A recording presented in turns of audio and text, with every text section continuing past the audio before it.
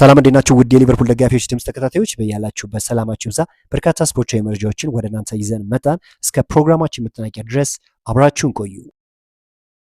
ኮስታስ ሴሚካስ በሮማ በጨዋታ ጊዜ እጥረት ምክንያት ተስፋ እንደቆረጠ ተገልጿል። ነገር ግን የሴሪው ክለብ የውድድር ዓመቱ ሙሉ ሁሉን ለማቋረጥ ይፈልግ እንደሆነ መታየት እንዳለበት ነው እየተገለጸ የሚገኘው። በሮማ ደስተኛ እንዳልሆነ ነው እየተገለጸ የሚገኘው። በቂ መጫወቻ ጊዜ ባለማግኘቱ ነው በዋነኝነትም ተጫዋቹ በሮማ ቤት ደስተኛ እንዳይሆን ያደረገውና ተጫዋቹ ታዲያ እንግዲህ ከሮማ የመልቀቅ እድሉ እጅግ ከፍተኛ እንደሆነ ነው እየተገለጸ የሚገኘው። ሊቨርፑል በጥር ወር ወይም በክረምት ወቅት ማርክ ገሂን ማስፈረም ይፈልጋል። ማንቸስተር ሲቲም በጣም ፍላጎት አለ። አሁን እንግዲህ ሊቨርፑሎች ይህንን ዝውውር ቶሎ ባለመጨረሳቸው ምክንያት ሌሎች ክለቦችም እንግዲህ በተጫዋቹ ላይ ፍላጎት አይተዋል። በተለይም ደግሞ ማንቸስተር ሲቲ የጆሴፍ ግቫርዲዮል ጉዳትን ተከትሎ ተጫዋቹን ለማስፈረም ከፍተኛ የሆነ ጥረት እያደረገ ይገኛል። ስለዚህ ሊቨርፑሎች በጣም መፍጠን አለባቸው ይህንን ተጫዋች ለማግኘት። ማርክ ገሂ በፕሪሚየር ሊግ ውስጥ ካሉ በጣም ምርጥ ከሚባሉ በጣም ታለንትድ ከሚባሉ ልምድ ካላቸውና ፊዚካሊ ስትሮንግ ከሚባሉ ተጫዋቾች ውስጥ ግንባር ቀደሙ እንደሆነ ይታወቃልና ሊቨርፑሎች በዚህ ተጫዋች ላይ መፍጠን አለባቸው። ይህንን ድንቅ የሆነ ተከላካይ ቢያገኙ ምን ያህል እንደሚጠቀሙ ከእድሜውም ከሁሉም ነገር አንጻር ምን ያህል እንደሚጠቀሙ ይታወቃልና ሊቨርፑሎችም ጥረት ያደርጋሉ ተብሎ በነገራችን ላይ የተጫዋቹ ዋነኛ ፍላጎት ወደ ሊቨርፑል መሄድ ነውና ከዚህ አንጻር ሊቨርፑሎች በደንብ የሚጠሩ በደንብ የሚለፉ ከሆነ ተጫዋቹን ያገኙታል። ነገር ግን አሁን ባለው ነባራዊ ሁኔታ ማንቸስተር ሲቲዎች ተጫዋቹን ለማግኘት እየመሩ እንደሆነ ነው እየተገለጸ የሚገኘው። ከዛ ውጪ ፍሬድሪኮ ኬዛ በዚህ ወር ወደ ጁቬንቱስ ለመመለስ ክፍት ነው ይሆናል ተብሎ ይጠበቃል። ነገር ግን ስምምነቱ በሊቨርፑል ላይ እየተመሰረተ ነው ተብሏል። ሊቨርፑሎች እንግዲህ ተጫዋቹን በውሰት ውልም ቢሆን ለመልቀቅ ፈቃደኛ እንደሆኑ እየተገለጸ የሚገኘው። ጁቬንቱስ እንግዲህ በጥር ወር ሊያስፈርሙት ከሚፈልጉት ክለቦች ውስጥ ዋነኞቹ እንደሆኑ ነው እየተገለጸ የሚገኘውና ወደ ጣሊያን ወደ ሀገሩ መመለስ ፍላጎት እንዳለው ነው እየተገለጸ የሚገኘው። ተጫዋቹ በጣም ፖቴንሻል አለው። ነገር ግን ተደጋጋሚ ጉዳቶች በሚገባ ብቃቱን እንዳያሳይ ነው አድርገውታልና ተጫዋቹ ወደ ሀገሩ ጣሊያን የመሄድ እድሉ ከፍተኛ እንደሆነ እየተገለጸ ይገኛል።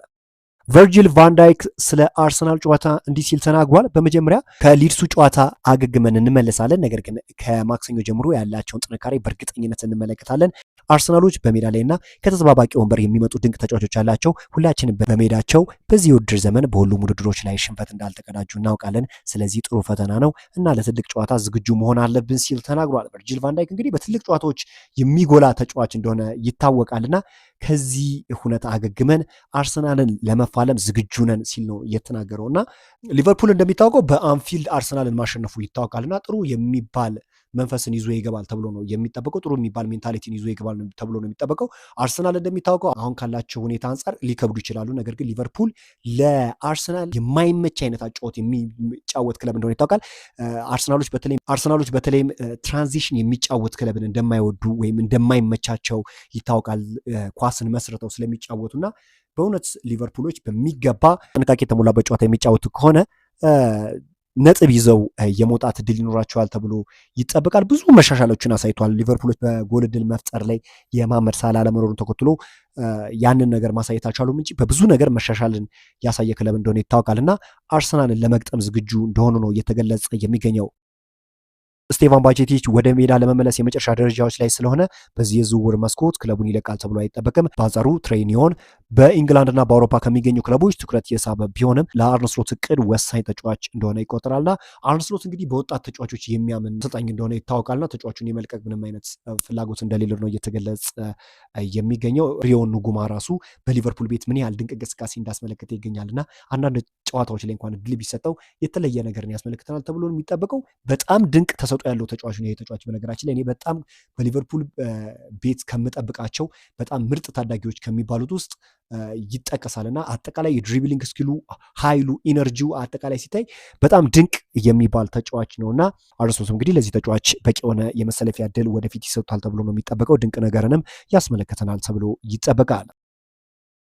ሌላኛው እንግዲህ ዝውውርን በተመለከተ ሊቨርፑል የቱሉዝ የመሃል ተከላካይ የሆነውን ቻርሊ ክሪስዌልን በቅርበት እየተከታተለው ነው ተብሏል። ዋጋውም ወደ 22 ሚሊዮን ፓውንድ አካባቢ እንደሆነ ነው እየተገለጸ የሚገኘው እና ሊቨርፑሎች በመሃል ተከላካይ ቦታ በርካታ ተጫዋቾችን ለማስፈረም ከወዲሁ ዝግጁ እንደሆኑ ነው እየተገለጸ የሚገኘው። ብዙ ድክመት አለባቸው። በተለይም በተከላካይ ስፍራ ላይ ኮንሲስተንሲ ወይም ወጥነት ያጣ ክለብ እንደሆነ ይታወቃል እና ይህንን ድክመት ለመፍታት እንግዲህ በርካታ አማራጮችን ሊቨርፑሎች ይመለከታሉ ተብሎ ይጠበቃል።